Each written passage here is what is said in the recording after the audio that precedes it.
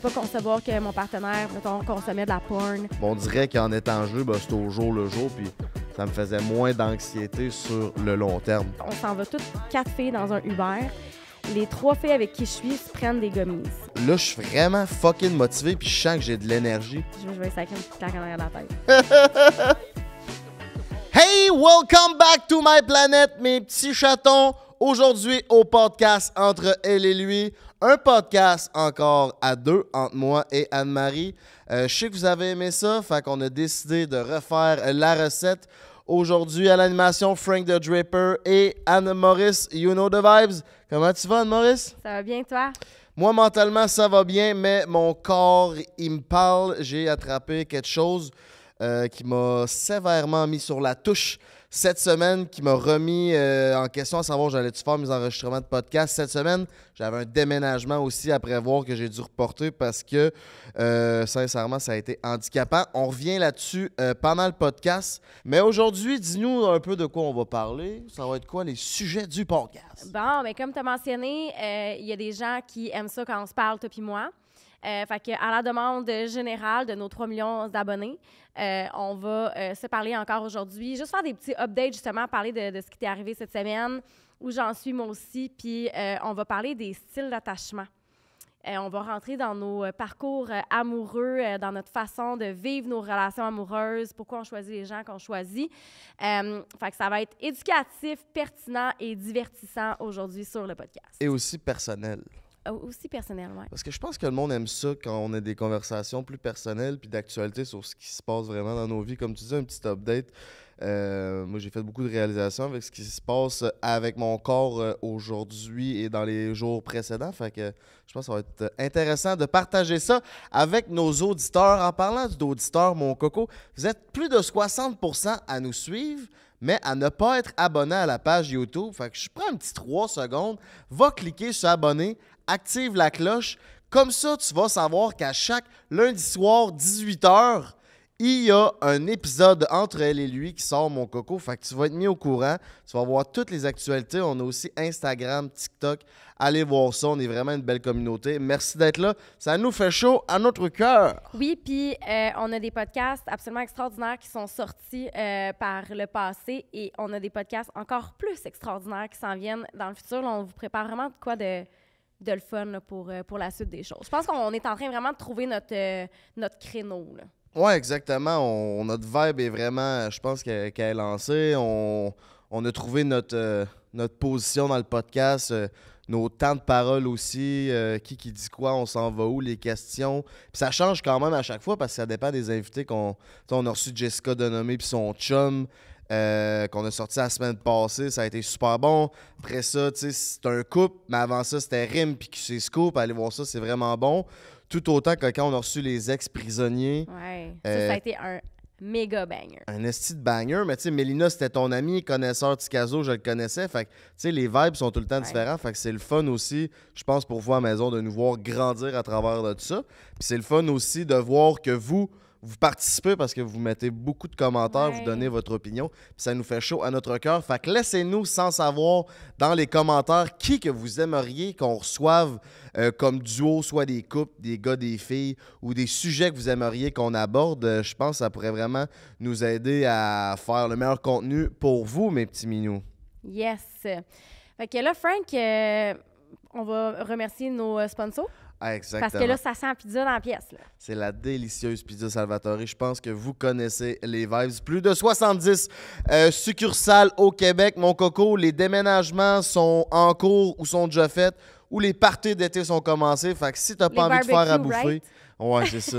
Si t'as pas envie de faire un barbecue, mais t'as envie d'inviter tes chums, Pizza Salvatore, you know the name.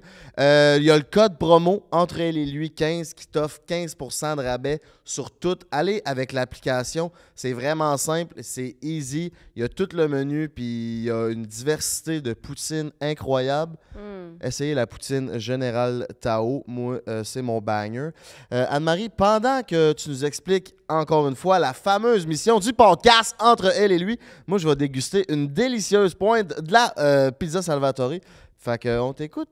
Oui, bien, la mission, c'est vraiment d'ouvrir les discussions entre les hommes et les femmes. Parce qu'on a été socialisés différemment, ben on se comprend pas tout le temps. Il y a des différences. Donc, ben on a juste envie d'en discuter davantage sur le podcast, de mettre ces différences-là de l'avant, d'essayer d'échanger à travers nos différentes perspectives. Donc, c'est vraiment ça le but du podcast. Puis je pense que jusqu'à maintenant, on le fait pas pire. On le fait pas pire avec différents thèmes. Ouais. Qu'est-ce que tu penses qui serait à améliorer dans cette mission-là pour nous? Ah, c'est une bonne question.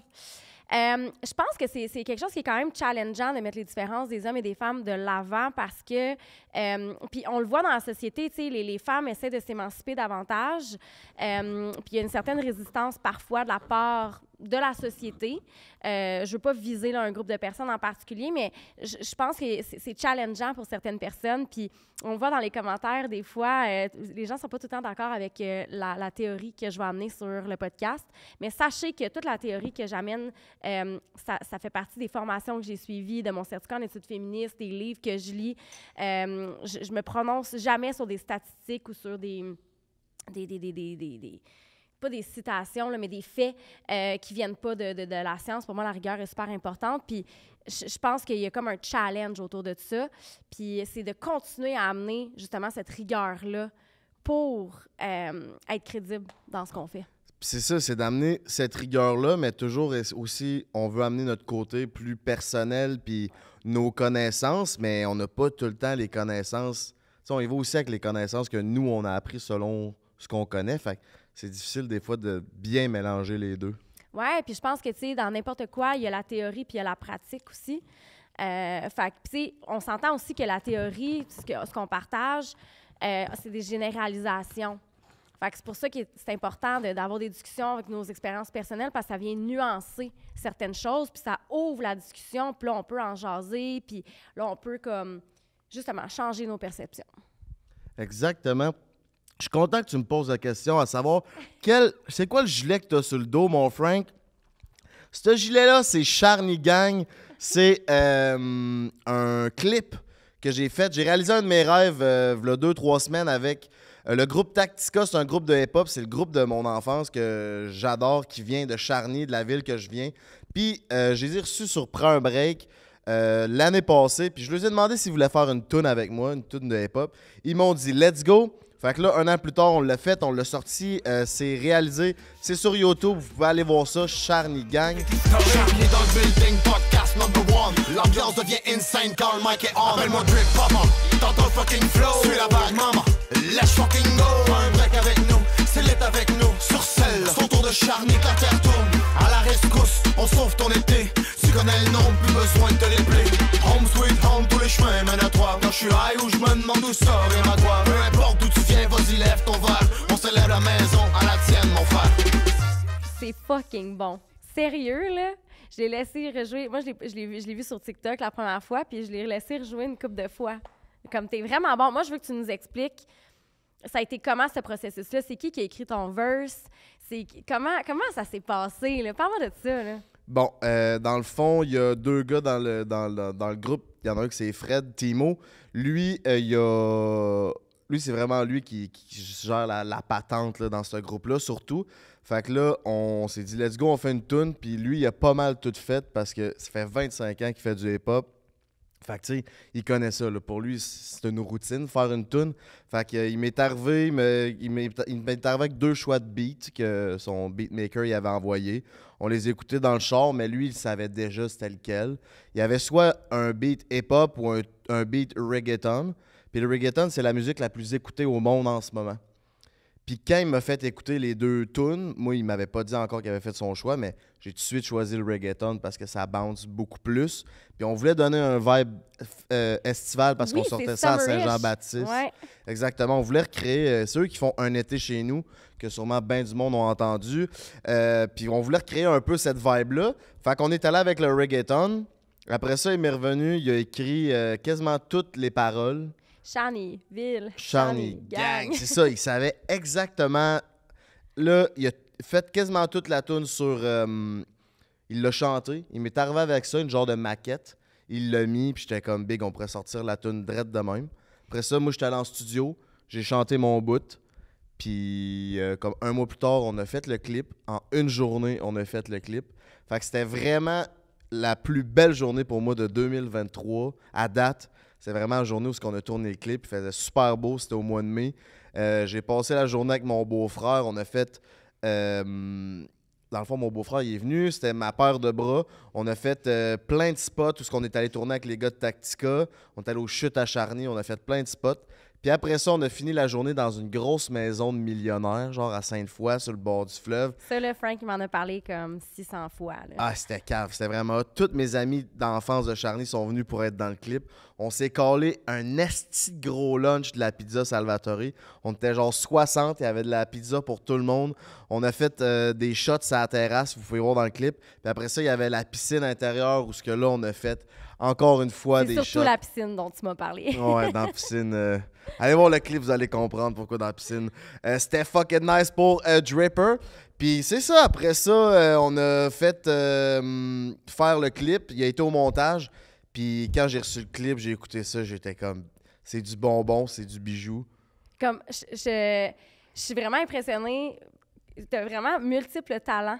Ben, sérieux, là, merci. je te lance des fleurs, là, parce que, ben, premièrement, j'ai trouvé ça tellement intelligent, les verses de Charny. Je veux dire, tu mets ça dans tes stories depuis le début, partout où tu vas. Charny, Charny, Charny. Ouais, exactement. Fait que le gars, ça a été tellement intelligent de sa part, c'est pour ça que tu me dis que c'est lui qui l'a écrit, là, de faire un beat là-dessus. Ben, en fait, moi, je tag, ce qu'elle veut dire, c'est que je tag Charny dans toutes mes stories tout le temps. Mettons, j'étais à Hawaï, je prends une photo devant les buildings, j'étais à Charny, ou j'étais à Montréal au stade olympique, j'étais à Charny.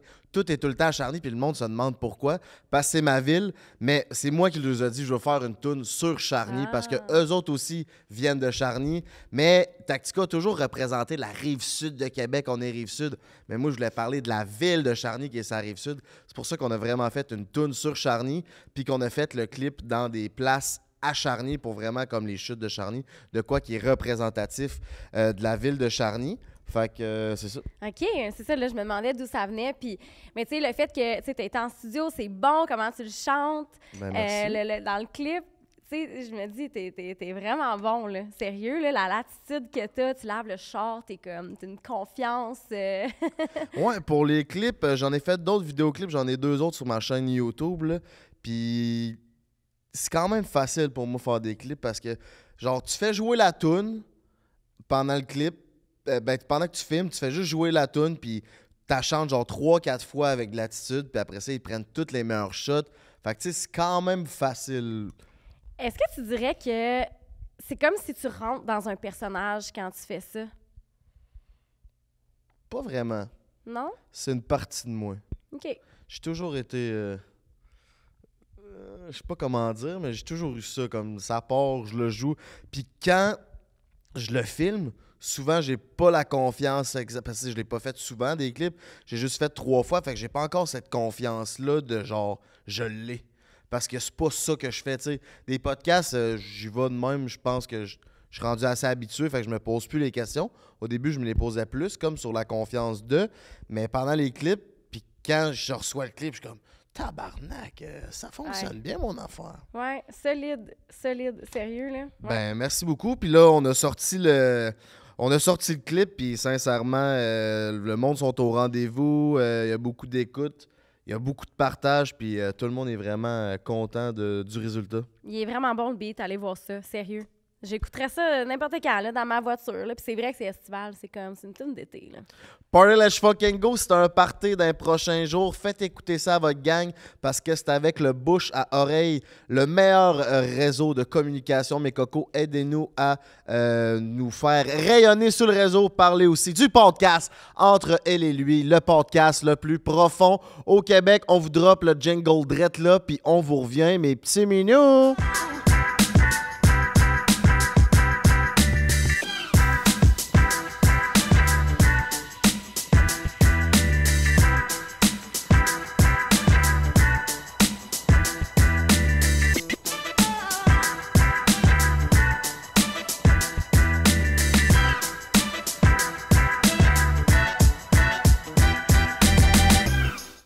Oh yeah! On est back, mes petits minous! Fait que, comme on vous a dit, on va vous parler des styles d'attachement bientôt. Mais pour commencer, on va vous faire un petit recap de ce qui se passe actuellement dans nos vies, les réalisations qu'on fait, les prises de conscience. On pense que c'est vraiment important de faire ça. Fait qu'on veut le faire ensemble entre hommes et femmes pour peut-être s'aider à grandir là-dedans. Puis on a toujours deux côtés dans une personne, le côté féminin, le côté masculin. Puis je pense que d'en parler avec tes boys ou avec tes amis de filles, c'est vraiment une bonne chose à faire. Oui, ben moi, je veux qu'on commence. Je veux que tu nous expliques qu'est-ce qui s'est passé. C'est quoi là, la bébite que t'as sur la jambe, là? Bon, là, vous allez pas pouvoir voir vraiment, là. Ben, je pense que je vais essayer de vous... Je sais pas avec la caméra juste à la centrale, là. Mais on va vous mettre une photo. J'ai la jambe complètement décalisse. J'ai toute la jambe au complet remplie de ces boursouflures rouges. Là, c'est que lundi passé, je suis allé me promener dans les bois. Ouais. Puis, esti, mardi soir, non, mercredi matin, je me lève. Là, ça me pique sur le bord de la jambe. Je suis comme, what the fuck? Je me gratte beaucoup. Là, je regarde. J'ai une boursouflure, puis une genre de... C'est la boursouflure, comme j'avais une grosse piqûre, une grosse morsure, mais c'est bien rond. Là, je regarde ça, puis c'est quoi ce calice? Là, je me mets... Là, je pense tout de suite à la maladie de Lyme. Tu sais, les tiques noires, Ouais. les petites tiques qui rentrent. Vu que c'est un trou rond parfait, genre un peu gros de même, là, c'est peut-être pas... Un C'est pas 25 clair. sous, genre? Hein? Un 25 sous, genre? Non, plus petit qu'un 10 sous, là. OK. Mais tu sais, ça avait la forme à peu près de la grosseur d'une coccinelle, genre d'une tique. Là, j'étais comme, là, je m'en vais voir. Je montais à Montréal avec un de mes boys. Puis là, je me mets à regarder, genre, les photos des piqûres de tiques à de la maladie de Lyme. Là, j'étais comme, big, c'est exactement ça. Ça avait une forme ovale. J'étais comme, c'est exactement ça. Là. Pendant 2 heures, je me prenais des photos, je capotais. Puis la maladie de Lyme, c'est comme très grave. Là. Ça affecte les nerfs, le cœur, puis c'est très dégénératif.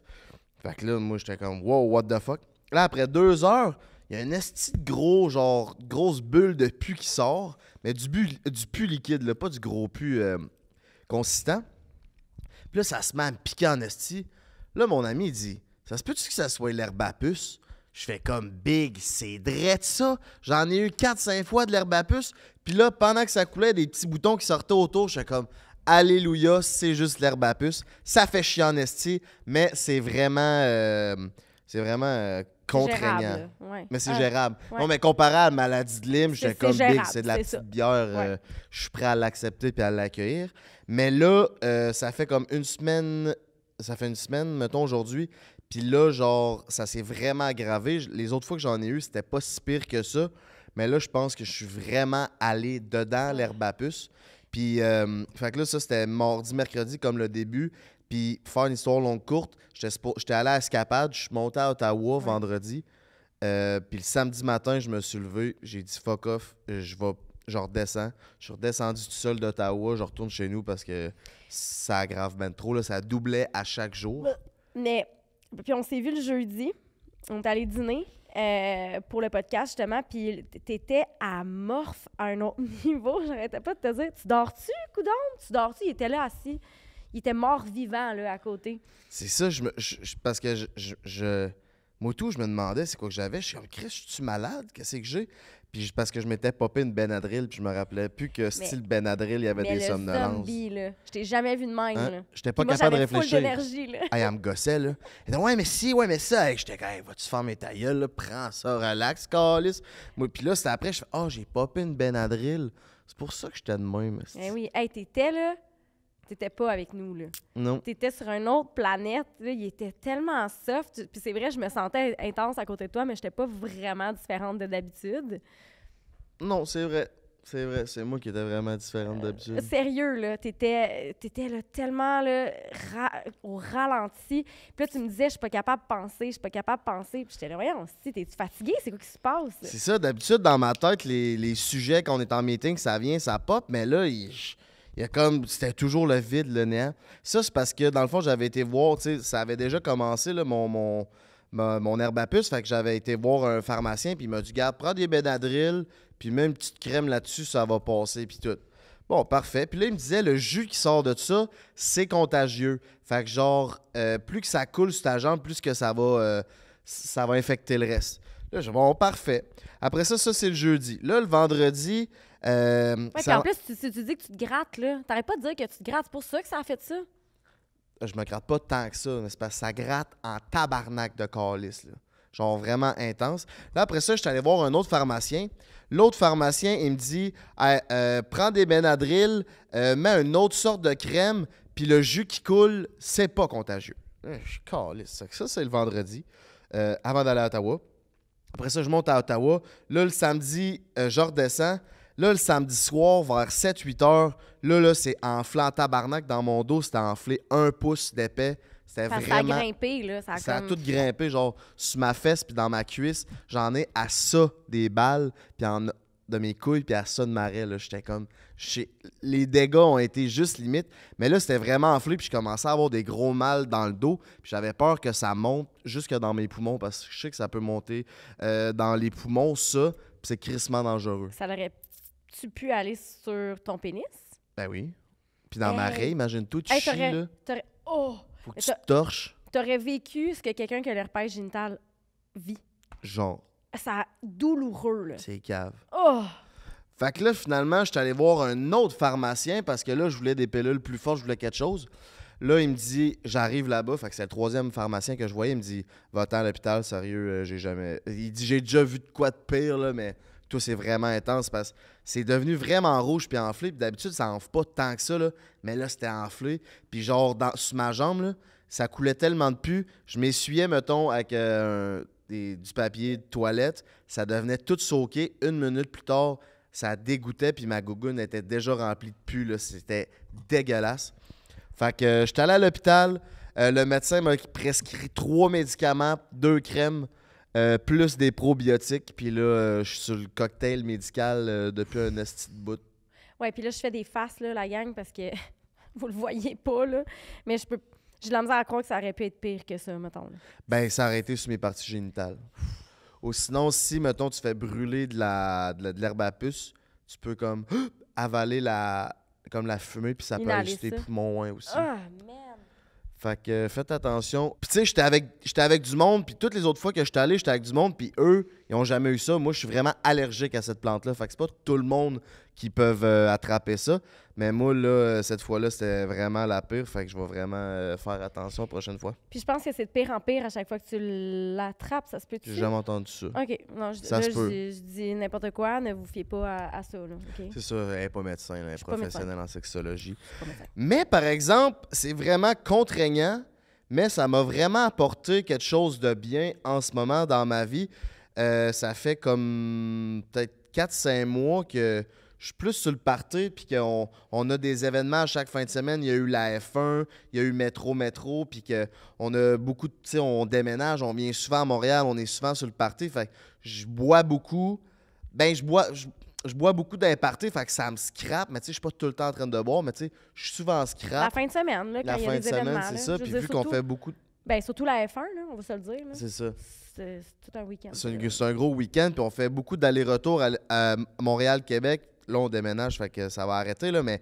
Fait que tous ces allers-retours-là me donnaient. J'avais pas beaucoup d'énergie, fait qu'en plus de récupérer de mes bras, c'était tough. J'ai arrêté aussi de consommer du cannabis. Beaucoup moins, en fait. J'en consomme un petit peu encore, mais avant, j'étais gelé quasiment H24. Là, ça va beaucoup mieux. Mais là, ça fait 1 semaine et demie que j'ai pas bu. Puis je suis sans antibiotiques, fait que je peux pas boire pour les 10 prochains jours. Puis je consomme vraiment plus beaucoup de cannabis. Puis je voulais apporter ça comme un mal pour un bien, ou ce que, genre, là, je suis vraiment fucking motivé, puis je sens que j'ai de l'énergie. Oui, mon corps combat pour cette merde, mais, genre, j'ai pas le besoin de combattre un lendemain de brosse, puis d'être tout mélangé. Fait qu'à matin, puis dans les derniers jours, je prends beaucoup plus soin de moi, je mange mieux, j'écoute. Tu sais, avant, j'écoutais juste de la musique pour écouter de la musique. Là, j'écoute des speeches de motivation, de la musique de motivation. Fait que je voulais vraiment... Tu penses que c'est parce que tu consommes pas ou parce que tu as plus de... Tu dois t'arrêter, tu as plus de temps Parce que là, tu sais, veux pas ça t'arrête, là. Non, ça m'arrête pas. Ben, je veux dire, au lieu d'être à Escapade, mettons, en fin de semaine, t'étais chez vous, il a fallu que tu t'arrêtes, là. Ouais. Je me suis arrêté comme physiquement, mais pas mentalement, par exemple. Ouais.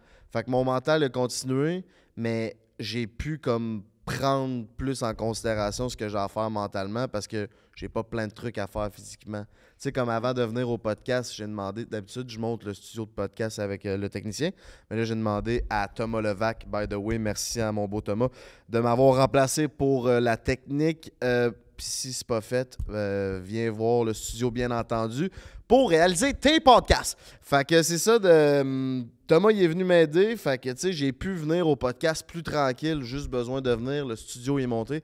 Fait que c'est vraiment, vraiment le fun pour ça. Fait que ça te permet d'arrêter, puis le fait d'arrêter aussi, ben là, vu que tu prends des antibiotiques, tu peux pas consommer de l'alcool. Fait que ça t'amène une certaine clarté que tu dis que t'as pas quand tu consommes. Exactement. J'ai les idées plus claires. Puis je consomme pas, genre, abusivement, comme à tous les jours. Quand je bois, c'est pour brosser. Puis quand j'ai des événements, tu sais, je brosse. Là. Je m'en cache pas. Mais là, le fait que j'aille pas, on dirait, de lendemain de brosse. Puis tu sais, je suis rendu à 31 ans. Chris, ça m'a amené ça remettre d'une brosse. Moi, ça me prend 2 jours. Mais là, quand c'est la F1, mettons, puis tu brosses 4 jours d'affilée, genre, le jeudi, tu te prépares à la F1. Puis c'est vendredi, samedi, dimanche soir. Fait que t'es comme 3... Non, on est 4 soirs là-bas. On revient le lundi à Québec. Le mardi, t'es encore scrap. Fait que c'est comme 5 jours pour un événement.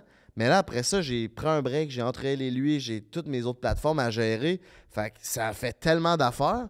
Mais là, on dirait, vu que j'ai eu le temps, puis je me suis posé à cause de ça, puis j'ai pas consommé, mais ça m'a vraiment remis de la clarté dans mes idées.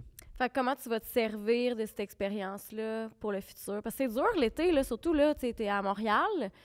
C'est difficile, là. L'été, on dirait que c'est la pire période pour arrêter de consommer, si on veut, de boire.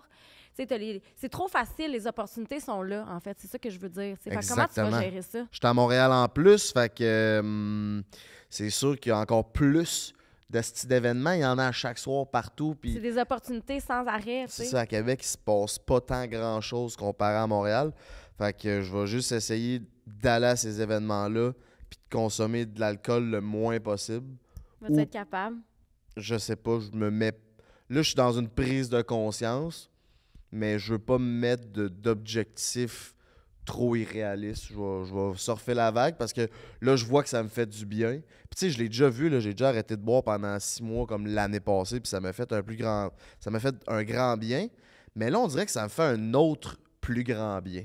Je t'explique, on dirait que je suis rendu plus motivé puis plus déterminé à atteindre mes objectifs.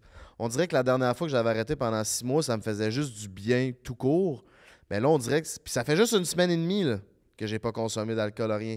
Mais on dirait que je suis vraiment motivé puis je veux comme vraiment réaliser mes objectifs qui sont déjà en marche. Tu sais, je suis vraiment vers l'atteinte de mes objectifs. Mais là, on dirait que je suis comme...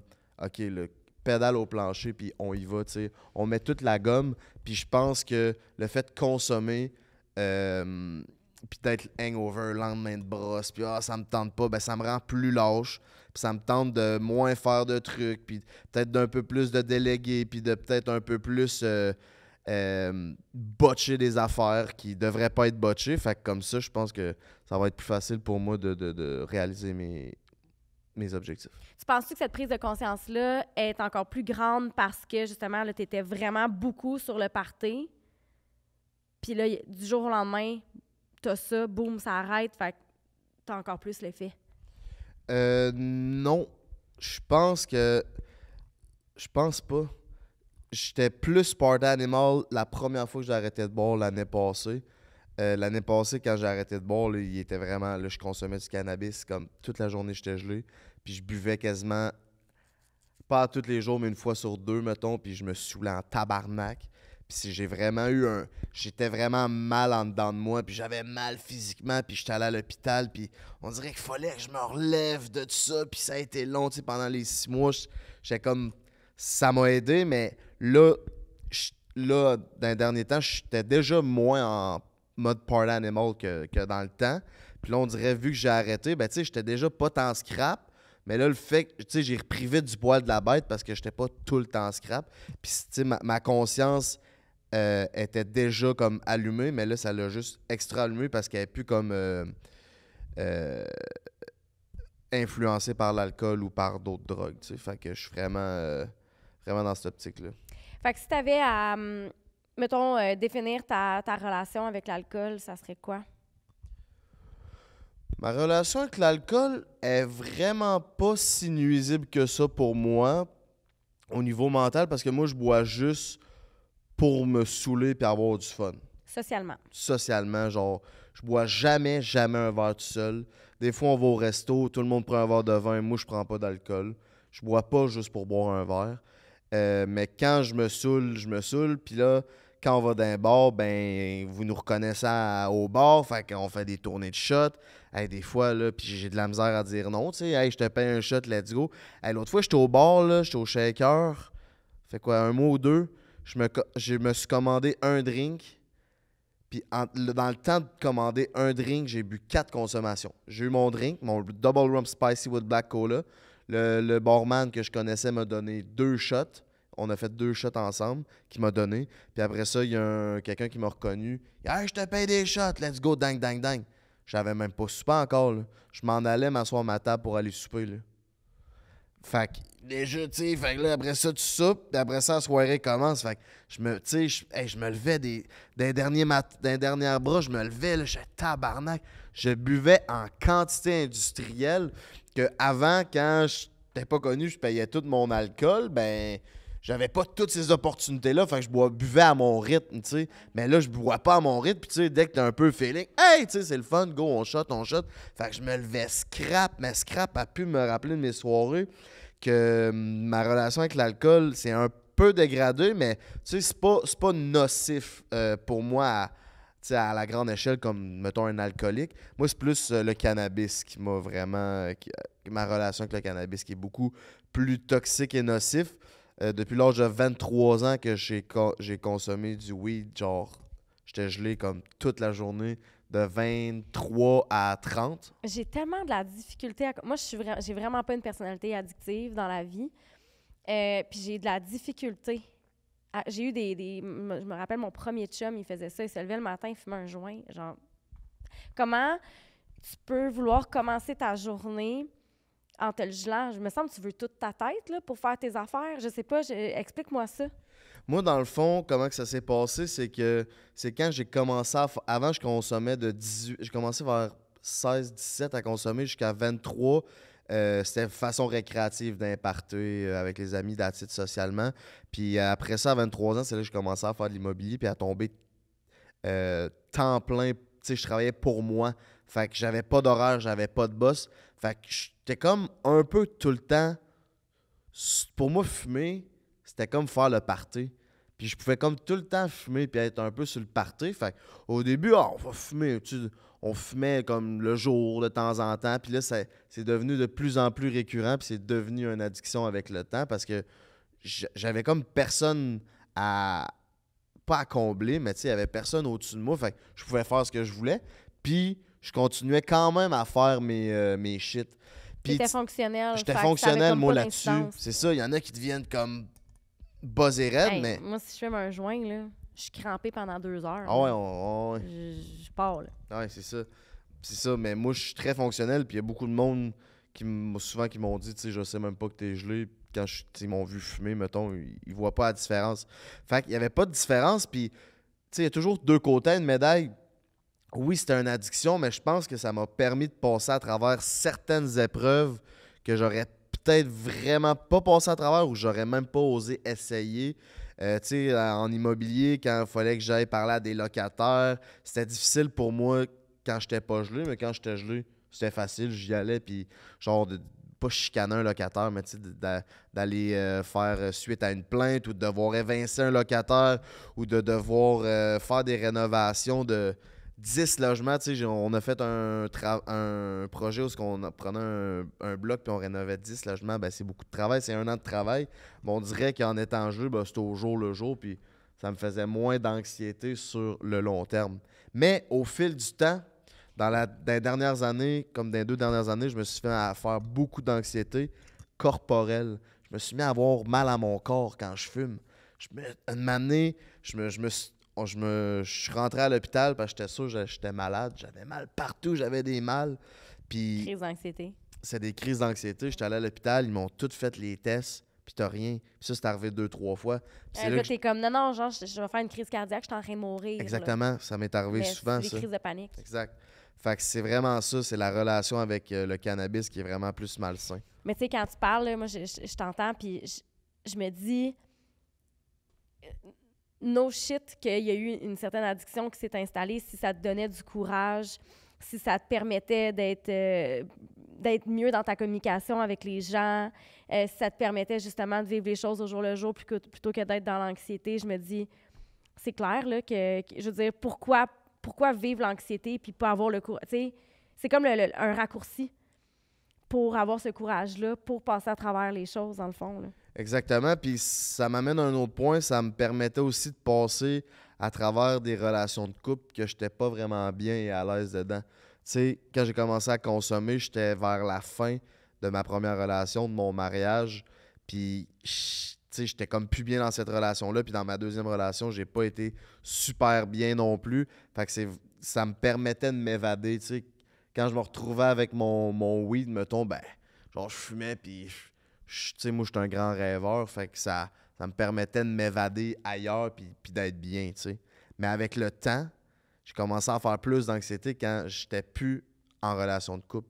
Fait que c'était peut-être ça, j'utilisais peut-être aussi ça pour m'évader de mes relations de couple. Puis c'est quand que je suis devenu single, célibataire, que là, je me suis mis à faire de l'anxiété, là, plus corporellement. Puis à l'âge de 30 ans, ça a été ma plus grosse prise de conscience parce que là, j'ai commencé à faire aussi de l'anxiété mentale. Puis là, Genre des bad trips? mon anxiété mentale, non. Ouais. C'était genre, là, j'ai eu 30 ans, puis c'est vraiment à ma fête de 30 ans que là, je suis comme, asti, je suis plus à la garantie, là. J'étais à 30 ans. Fait que là, je pensais à genre, moi, j'ai une tante qui est décédée à l'âge de 50 ans, puis c'était la personne la plus en forme que je connaissais. Elle faisait des marathons, elle faisait Montréal-Boston en bicycle. C'était une top G, une femme de tête, une carrière, c'était un modèle pour moi. Puis elle est morte du cancer du cerveau à... Moi, j'avais 18 ans, elle avait 50 ans, puis ça a été, pour moi, la plus grande perte humaine dans ma vie. Les Puis premières discussions qu'on a eues ensemble, tu m'en as parlé. Ouais, ça. c'est vrai. Ouais. Puis moi, de vivre cette perte-là, ça m'a vraiment troublé. Puis là, à l'âge de 30 ans, je faisais des genres de comparaisons dans ma tête de genre, yo, il me reste peut-être juste 20 ans, tu sais. Il en reste pas long. Fait que là, dans ma tête, je commençais à me créer une anxiété de genre, penser au monde qui sont morts, penser au temps qui me reste, un genre de penser au futur, mais de façon malsaine puis négative. C'est vraiment, vraiment insidieux. Puis à chaque fois que je fumais, ça me ramenait ça. Mais j'avais toujours, mettons, je me levais le matin, j'avais toujours mon addiction de « Ah, on va fumer un petit joint pour le party, let's go, tu sais, on fume un petit joint avec les boys. » Puis là, après ça, si mon anxiété embarque. Mon anxiété embarque, là, ça embarque, puis là, tu dégèles. Puis là, rendu l'après-midi, on va refumer une autre petite puff. Puis là, ça continue. Puis ça a fait ça pendant encore bon 6 mois. Là. Je suis tellement addict à ça. Puis là, ben là, depuis comme 3-4 mois, je fume peut-être une puff ou 2 aux 2 jours. Des fois, je fume beaucoup plus dans une journée quand j'étais avec des boys qui fument plus parce que quand on est addict quand on est dépendant des drogues de même ou quand tu es alcoolique, ben, tu te tiens avec du monde qui sont de même. Tu sais, moi, je me tiens beaucoup avec du monde qui fume du pot. Puis qui vont pas nécessairement, tu sais, j'ai pas d'amis alcooliques vraiment, mais plus du monde qui fume du pot parce que qui se ressemble, s'assemble. Fait que, tu sais, c'est facile pour moi de fumer, tu sais, ça passe, puis c'est tellement tout le temps là que, bon, tu fumes, mais là, de plus en plus, je fume de moins en moins, puis ça fait du bien. Fait que j'ai de moins en moins ces prises de conscience-là négatives. Aïe, aïe, puis ça m'intéresse tout le temps de savoir un peu qu'est-ce qui accroche quelqu'un à une substance, parce que comme je l'ai dit, moi, j'ai pas une personnalité dépendante. Puis ça me fait penser, tu sais, que l'industrie du cannabis, c'est une industrie complètement énorme, là. Je veux dire, c'est les dessous de ça, c'est immense. Moi, j'ai été à XBiz à Vegas. Je sais pas si c'est quoi, c'est la plus grosse convention de cannabis au monde. Je l'ai fait 2 fois avec une compagnie de produits érotiques là, qui sont infusés à l'huile de chanvre, là, de cannabis. Puis de voir à quel point c'était immense comme marché, ça m'a vraiment fascinée. Puis moi, je pense que la première fois que j'ai consommé du cannabis, j'avais 18 ans, là, j'étais au cégep. Puis j'ai toujours eu peur, moi, de ce qu'on appelle la drogue, entre gros guillemets. Là. Je veux dire, je sais que c'est légalisé maintenant, puis qu'il y a des aspects thérapeutiques. Oui, c'est ça. Même à C2 Montréal, j'avais été invitée, puis il y avait, je pense que c'est Fuega. En tout cas, lui, c'est quelqu'un qui a eu un accident, puis il y avait des grosses douleurs au cerveau. Il a fait des recherches, puis depuis qu'il consomme du cannabis, tout est réglé. Fait que là, il s'est lancé dans une compagnie de cannabis thérapeutique. Super intéressant comme histoire. Mais ça m'a vraiment... c'est ça, moi, j'ai commencé à l'âge de 18 ans. Quand je dis commencer, c'est que je vivais une peine d'amour. Puis l'alcool, c'est un dépresseur. Puis je pouvais pas boire en peine d'amour parce que je pleurais. J'arrivais chez moi en pleurant, puis c'était la grosse affaire. Puis le lendemain, dans un lendemain de veille, tu sais, t'es pas toi-même, mettons. Non, vraiment pas. Tout est pire, mettons. Fait que j'avais consommé peut-être, mettons, 5 fois du cannabis à ce moment-là. J'ai arrêté. Puis 10 ans plus tard, à XBiz, je voyais à quel point tout le monde en consommait et était correct avec ça. Fait que je me suis dit, ah, OK, ben je vais essayer, tu sais. Puis t'étais rendu plus vieille, tu sais, t'avais... Ça fait il y a 2 ans de ça, ouais. Exact. Fait que, puis là, j'ai pris une puff, puis moi, ça me fait rire. Genre, à me rouler à terre, là. OK. C'est rire, là. Fait que là, j'ai dit, ah, crime, ça m'a comme un peu réconciliée. Puis là, je vais vous conter une anecdote. T'as-tu déjà pris des gummies? Ouais, j'en ai déjà pris, ou des push-push, là. Ouais. Ouais, OK. Edible. Oui, des edibles. On est là-bas, puis tu sais, il y a plein de parties le soir, puis là, on est dans un party privé, puis on se fait donner une espèce un truc qui s'appelle du THCO. On se fait donner ça. Puis moi, j'ai une de mes amies là-bas, une fille avec qui je travaille plus qu'une amie, là. Elle a pris du moche. Elle a fumé des joints toute la journée. Puis là, elle est rendue à son 6e gummy, OK? Puis elle est bien chill. Fait que moi, dis-toi que c'est mon repère. Puis là... Ouais. On s'en va se coucher, tu sais. Puis le lendemain, on était dans le temps de la COVID, puis j'avais un petit mal de gorge, puis j'étais un peu stressée d'aller faire mon test PCR.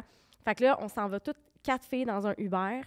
Les 3 filles avec qui je suis se prennent des gummies, OK? Le THCO qu'on a eu la veille, ils en prennent.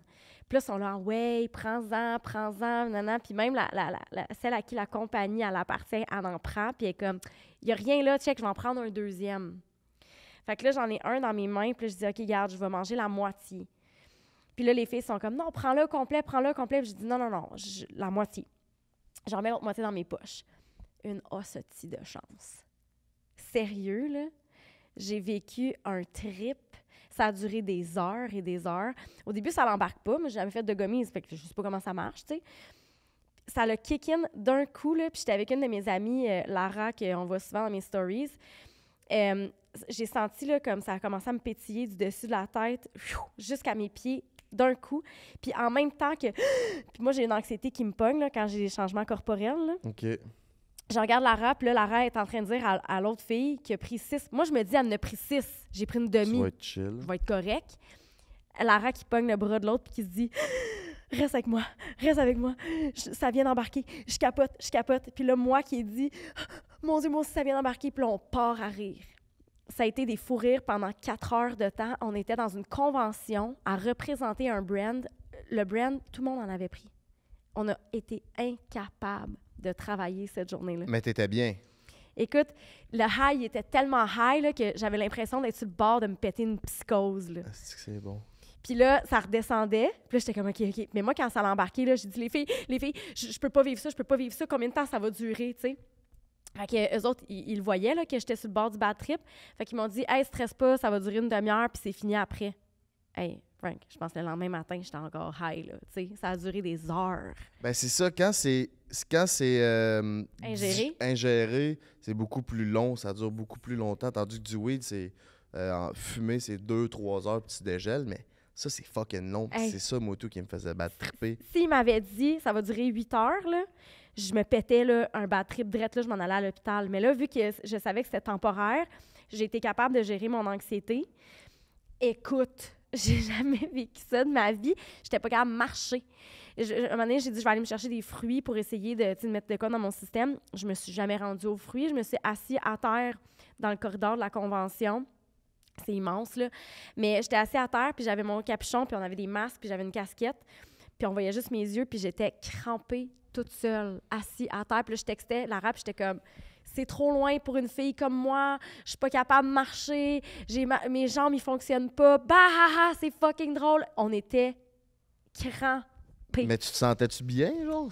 Ben là, c'est sûr qu'une fois que j'ai apprivoisé les highs, puis là, tu sais, veux pas, le high, il part là, puis il fait ça. Tu sais, il fait des plateaux, mais en descendant. Fait que les derniers highs, là, je les appréciais, puis tu sais, ça me faisait du bien, là. Mais les premiers highs, là, c'était comme j'avais besoin de surveillance, là, mettons. Là. Ouais. Puis le lendemain, on parlait avec les gars qui avaient le booth en avant de nous autres, là, qu'eux autres, ils font pousser du weed, tout ça. Puis là, on leur a dit qu'on avait fait du THCO, puis ils nous ont dit, vous êtes des Mongols d'avoir fait ça. Je m'excuse, le mot Mongol, faut pas utiliser ça. Vous êtes folle d'avoir fait ça. Le THCO, c'est pas régulé. Encore. Okay. Puis ils peuvent mettre toutes sortes de cochonneries là-dedans. Là. Fait que clairement, là, c'était pas juste du weed que j'ai pris cette journée-là. OK, ouais, je comprends. Fait qu'on était un petit peu innocente de consommer ça. Mais, comme je te dis, l'autre qui en prend 6. C'est calme. Puis celle à qui ça passait la compagnie qui me dit « Regarde, j'en prends un deuxième, il n'y a rien là. Je peux-tu te dire qu'elle l'a pas fini la journée? » Là? Non. C'est en aller dans sa chambre d'hôtel en tabarouette. Là. Fait que... T'es buzzée raide, elle, là? Ah ouais, vraiment. Fait que, mais bref, je trouve ça intéressant de voir, tu sais, comme moi, je vis des expériences un peu plus sporadiques. Je veux dire, j'en ai pas repris depuis. Ouais. J'ai comme eu mon voyage. C'est ça. Ben, c'est ça, puis tu sais, de vivre des expériences de même, ça donne pas nécessairement envie d'en reconsommer, mais moi, genre, ça me faisait du bien au départ. C'est vraiment au fil du temps que ça a commencé à me faire du mal, mais j'étais déjà tellement rendu accro que je voulais continuer à en consommer, même si ça me faisait du mal, parce que on dirait que ça me faisait du bien, mais réellement, ça me faisait du mal, tu sais. Oui, ben c'est vraiment ça, une dépendance, finalement, tu sais. Exact. Je sais pas, au niveau du cannabis, je serais quand même curieuse, parce que, tu sais, à XBiz, pour avoir exploré un peu le marché, c'est vraiment beaucoup un marché d'hommes. Je sais pas à quel point... Ben oui. J'ai pas d'études là-dessus, on n'était pas supposé parler de ça aujourd'hui, là. Ben, moi, je suis pas un étudiant, puis j'ai pas fait d'études là, à part j'ai pas fini mon deck, mais sans maths. Il y a vraiment très... Tu sais, ça fait 10 ans que je fume, là, fait que c'est très rare qu'il y a des filles qui fument du weed, là, dans un party, là, où ils fument une petite puff. Jamais. Ça arrive quelques fois qu'il y en a une qui fume vraiment, puis qui a son stock, là. Mais c'est toujours des gars. Je sais qu'il y en a des filles qui fument, mais moi, en tout cas, dans tout le monde que j'ai fréquenté, que j'ai vu, là, c'est fucking rare que ça arrive, qu'il y ait des femmes et des filles. Je serais vraiment curieuse de regarder des études là-dessus puis de voir pourquoi, puis est-ce que c'est socialement que les hommes sont amenés à consommer davantage? Est-ce que c'est quelque chose que c'est comme un rituel social entre boys? On dirait que je serais curieuse d'approfondir mes recherches là-dessus. Ben Chris, on va vous demander à vous. Laissez-nous sans savoir dans les commentaires, les filles. Est-ce que vous consommez du cannabis? Si oui, à quelle fréquence? Et vous, messieurs qui nous écoutent, est-ce que quand vous êtes dans un cercle social où ce que vous fumez, est-ce du weed? Bien évidemment, est-ce que il y a des filles qui fument avec vous ou c'est vraiment une histoire de boys? Parce que je pense que c'est un sujet qu'on pourrait encore parler des dépendances autour de ça. Là, on a parlé du weed, mais tu sais, il y a les drogues, dépendance affective, il y a 1001 dépendances. Mais pour là, je pense que ça fait le tour un peu de nos dépendances, surtout de mes dépendances à moi. Anne-Marie, on a un segment, pas un segment, mais un spécial sur les styles d'attachement. Puis j'avais hâte qu'on arrive à ce sujet-là parce que je connais pas grand-chose là-dessus. Je pense qu'il va pouvoir m'éduquer puis faire un peu le topo des styles d'attachement de Frank the Draper et Dan Morris. C'est un sujet qui est fascinant, sérieusement fascinant. Il y a eu des demandes dans les commentaires aussi d'approfondir sur le sujet parce qu'on l'a effleuré un peu dans le podcast qu'on a fait ensemble, là, le premier. Donc, puis aussi, à chaque fois que j'ai fait un podcast sur le sujet, les gens, pour vrai, capotent. Parce que les styles d'attachement, c'est ton empreinte digitale relationnelle. Chris, c'est une bonne définition. Hein? Ça fait référence au modèle de relation que tu as dans ta vie, puis de formation de liens émotionnels avec les autres, OK? C'est un lien qui se forme dès l'enfance. On dit que dès l'âge de 3 ans, pour 25% des gens, dès l'âge de 3 ans, ton cerveau est formé à 75%. Oh, ouais, si jeune que ça. Si jeune que ça. Okay? C'est dans les premières années de ta vie que ton cerveau, il se forme.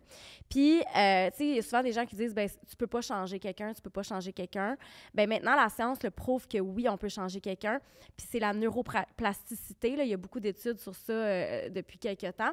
Mais une chance qu'on peut changer quelqu'un parce que de savoir que, dans le fond, tu es déjà formé, forgé dès l'âge de 3 ans, c'est inquiétant pour la suite, mettons, là, tu sais. Fait que si je comprends bien, mettons que tu as des comportements qui sont dus depuis l'enfance à cause de certains comportements de tes parents, mettons, ben tu vas pouvoir changer ça avec une thérapie? Il y a beaucoup de choses que tu peux faire. Là, c'est de la programmation, de se déprogrammer, de se reprogrammer. Donc, oui, notamment à travers La PNL, mettons, programmation neurolinguistique. PNL, il y a du MDR, il y a du FFT, il y a du...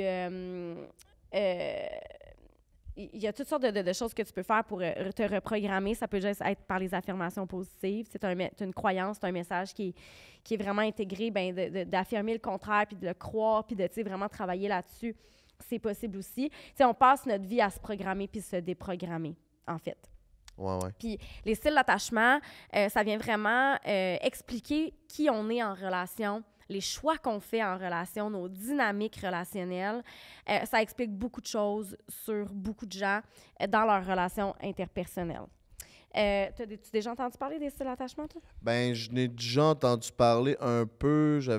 Quand on avait commencé à se connaître, j'avais été voir des podcasts sur toi, savoir si elle était bonne ou pas, tu sais. Ouais. Puis je la trouvais pas pire, tu sais. Fait que je n'avais entendu un peu parler, mais j'avais skip ça. Je m'étais surtout attardé à faire le tour de toi, mais non, j'ai pas... comme tu m'en parlerais, je pourrais pas te donner de définition, rien de ça, là. OK. Fait qu'on va l'apprendre ensemble. On va l'apprendre. Fait que dans le fond, là, dès ton enfance, tu formes un lien d'attachement pour survivre avec ce qu'on appelle en français le caregiver, la personne qui prend soin de toi. En général, en majorité, ce sont nos parents, OK? Parce que pour survivre, tu as besoin que quelqu'un te nourrisse, te loge, te donne de l'amour, OK? Ça, c'est vraiment primordial. Soit dit en passant, l'amour, c'est aussi important que de recevoir de l'amour, là, c'est aussi important que de manger puis justement de se loger. C'est un besoin primaire, là. OK. C'est pas la pyramide de Maslow, hein? Oui, ça fait partie de la pyramide de Maslow, c'est comme... Ces trois-là sont comme sur le même pied d'égalité. Un être humain, un enfant là, qui n'est pas assez touché, là, va littéralement mourir parce qu'il n'y a pas eu assez d'affection. OK. C'est vital, OK, avoir ces liens-là dans notre vie. Puis, dans le fond, le lien que tu vas former avec ton parent, il est essentiel parce qu'il est essentiel pour ta survie. C'est super inconscient, tu es un enfant, tu n'as pas cette façon de réfléchir-là. Mais le lien que tu vas former est vraiment important pour ta survie. Donc, ce lien-là va vraiment marquer comment tu vas vivre tes relations adultes. Mais les caregivers, là, ceux qui te donnent tout ça, on a un père et une mère, t'en as-tu juste un ou t'en as deux? Tu peux en avoir trois. Des fois, mamie, elle reste à la maison puis elle est autant là que ton père ou sinon moins. C'est-tu autour de ces trois personnes-là ou de la personne la plus importante, mettons, qui est ta mère parce qu'elle t'a fait bouffer son sein de temps en temps puis c'est vraiment la personne qui prend soin de toi. L'enfant ne fait pas la distinction entre la nanny, la mère, le père. C'est vraiment la personne qui prend soin de l'enfant le plus. Mais souvent, dans les premières années, ça va être les parents. Fait que ça peut être plusieurs. Ça peut être plusieurs, Okay. mais ça va majoritairement être les parents, la personne qui prend le plus soin de l'enfant. OK. Fait que ça, c'est vraiment primordial. S'il y a eu un attachement qui est sain, bien, tu risques d'avoir un attachement sain à l'âge adulte. S'il y a un attachement malsain, ben tu risques d'avoir un attachement malsain à l'âge adulte. Là, ça vient vraiment expliquer tes relations. Ton attachement par rapport à la personne qui te donne tout ça. Oui, ben c'est comment ton caregiver, la personne qui prend soin de toi, va répondre à tes besoins. OK. Parce qu'oublie pas que tu es en train d'essayer de survivre à ce moment-là. Là. C'est même pas une question de « Ah, j'ai besoin de... » C'est nourrir, être logé, puis de l'amour. C'est ça, si t'as personne qui prend soin de toi, tu crèves. tout Exactement, simplement. exactement. Fait que ce lien-là, il est super puissant, tu sais. Encore une fois, il est très inconscient, mais comment cette personne-là C'est va la plus prendre... grosse dépendance quasiment qu'on peut avoir. Tu sais, Ouais. dépendance affective. Dès notre plus jeune âge, on est dépendant, quasiment. Ben oui, Hey, absolument. ça fait un beau lien avec notre premier sujet. Ah, regarde. Tabarnak, ça arrête qu'on jamais, est- ça arrête jamais. On le disait, hein, le podcast le plus profond au Québec, Tu fumes un mes chums. joint, c'est- Non, non, non. non, mais c'est ça. Puis, tu sais, je sais pas, mettons, à quel âge tu pourrais me dire que tu es devenu complètement indépendant? À quel âge, là, tu te dis, moi, à cet âge-là, j'aurais pu vivre par moi-même sans mes parents? Ben, quand je suis déménagé là, à 21 ans. Ouais. C'est long, là. Dis-toi que c'est 21 ans avant que tu en arrives à être un être humain. Puis j'avais une blonde, là. Fait que je m'en allais vivre avec. Fait que j'étais pas complètement indépendant tout seul. Une blonde qui probablement aussi représentait ou reproduisait ce que tu as eu avec tes parents à l'enfance. Ouais, clairement. Ouais. Clairement. Fait que, tu sais, quand vous vous demandez pourquoi est-ce que je vais toujours vers le même genre de personne, pourquoi est-ce que j'attire toujours le même genre de personne, c'est dû à vos styles d'attachement. OK. Tes du blessures sens. ou pas de l'enfance, finalement. Il y en a 4 styles d'attachement. Il faut comprendre que ça fonctionne comme un spectre, OK? Puis peu importe, tu te retrouves où sur le spectre, sauf l'attachement sécure. Je vais y revenir, je vais vous les définir, là. Peu importe, tu te retrouves où sur le spectre, tu as peur de l'abandon. Ça traduit une peur de l'abandon. Une peur de l'abandon parce que si tu es abandonné quand tu es jeune, tu ne survis pas. Ouais. C'est essentiel. Fait que d'un côté, tu as l'attachement anxieux, tu as l'attachement sécure dans le milieu, tu veux aspirer à devenir sécure dans tes relations. Puis de l'autre côté, tu as évitant. Puis tu as un style d'attachement qui mélange évitant puis anxieux. On l'appelle le style désorganisé. Et c'est beau. Celui-là, il s'appelle pas désorganisé pour rien. Puis c'est-tu plus rare ou... Il est plus rare que les autres, mais je te dirais que c'est le style qui va être perçu comme étant le plus difficile à interagir avec. C'est quasiment bipolaire dans son style d'attachement? C'est que c'est une personne Si t'es anxieux mais évitant, c'est comme Chris. Une petite cocktail? C'est un mélange intéressant, beaucoup de push and pull, beaucoup de contradictions dans les comportements, beaucoup de Ouais. contradictions dans le ressenti aussi. Je comprends. Fait que c'est difficile pour la personne qui le vit, mais aussi pour les interactions qu'elle va vivre avec les autres. OK. Puis y a-tu un moyen de calculer ça? Ouais, je vais te faire un petit test. Je vais juste le définir rapidement. Ah ben oui, vas-y, on Puis t'écoute. je vais te faire un test, OK? Attachement sécure, je l'ai mentionné. C'est caractérisé par, je vais lire là, juste pour... c'est caractérisé par une vision positive de soi et des autres. Les personnes qui sont attachées de façon sécure ont tendance à avoir des relations saines, à se sentir à l'aise avec l'intimité, à communiquer efficacement leurs besoins et leurs émotions. L'attachement anxieux, c'est des gens qui recherchent... en fait, se caractérise par un désir de proximité, de réassurance, toujours une peur du rejet, de l'abandon. C'est des gens qui peuvent s'inquiéter de la disponibilité de leur partenaire, rechercher une certaine validation et des attentions constamment. Plus une personne en anglais, on dit clingy, là, qui s'accroche. Là. Ensuite, on a le style évitant. Donc, d'ailleurs, dans les études, là, c'est rapporté que les femmes sont un petit peu plus anxieuses puis que les hommes sont un petit peu plus évitants. Puis ça, c'est clair que c'est pas biologique. C'est OK. la socialisation. Comme je l'ai mentionné, la théorie de l'attachement, ça découle de comment on interagit avec l'enfant. C'est un peu comme pour ça on fait ce podcast-là, pour en discuter de ces Exact. socialisations-là. Exact. Différentes entre les hommes et les femmes. Exact. Ah, c'est que c'est fort. Oui, il y a des différences biologiques, mais au niveau de la théorie de l'attachement, ce qu'on parle aujourd'hui, ça se forge selon l'interaction qu'on a avec l'enfant. Puis on est capable de le voir que les femmes sont plus anxieuses puis que les hommes sont plus évitants. Quelqu'un qui est évitant, c'est quelqu'un qui va avoir une tendance à minimiser l'importance des relations étroites, à maintenir une certaine distance émotionnelle, qui peuvent avoir de la difficulté à exprimer leurs émotions et à donner la priorité à l'autre. Hein, ils recherchent une certaine autonomie. Là, pour eux, c'est crucial. Ça fait du sens, dans le fond. Là. Mhm. Tu sais, on apprend aux femmes à chercher des relations, hein, pour survivre, puis on apprend aux hommes à pas vivre leurs émotions. Puis, fait que c'est sûr que quand on t'apprend à pas vivre tes émotions, tu recherches moins, Ça, ouais, à développer cette connexion-là émotionnelle. exact. Fait que ça fait du sens. Puis après ça, ben, tu as le style désorganisé. Puis, tu sais, en passant, tu sais, tout le monde peut vivre ça, là. Tu peux avoir une tendance anxieuse et évitante. Fait que ça entraîne une peur d'intimité, une lutte pour faire confiance aux autres, difficulté, là, vraiment à faire confiance. Tu peux avoir vécu des traumatismes, avoir eu des soins incohérents de la part de les personnes qui prennent soin de toi, puis vraiment beaucoup de difficultés là, à former des attachements qui sont très certains. Fait que c'est ça. Fait que ce sont les 4 styles. Ah, puis, est-ce que j'ai pas dit sécure, hein? Oui, tu l'as dit au départ. Oui, c'est vrai. Puis ces styles d'attachement-là, c'est-tu juste dans les relations amoureuses ou les relations amicales, les relations familiales? C'est quoi? Je te dirais que c'est majoritairement dans les relations amoureuses, mais ça peut aussi se manifester dans tes relations interpersonnelles at large. OK, je comprends. Ouais, ça fait du sens. Ouais. Puis y a-tu un moyen de calculer ça? Ouais. Parce que moi, j'ai aucune calice d'idée, là. Fait que quand je suis en consultation avec des clientes, je fais faire un test juste pour avoir une idée de où est-ce que la personne se retrouve. OK. Si vous voulez, on va vous le mettre en commentaire, là, la gang, pour que vous puissiez le faire. Le lien dans la description, mes petits mignons. Avant qu'on fasse le questionnaire, je veux juste dire que c'est un questionnaire. On est dans les généralités. Fait que si vous êtes vraiment préoccupé par votre style d'attachement, vos relations, etc., je vous conseille d'aller consulter quelqu'un qui va vraiment décortiquer votre histoire personnelle. D'ailleurs, vous pouvez aller sur espaceintime.com. Yeah, you Puis, know the vibes. J'ai 16 sexologues sur cette plateforme-là. C'est ma plateforme.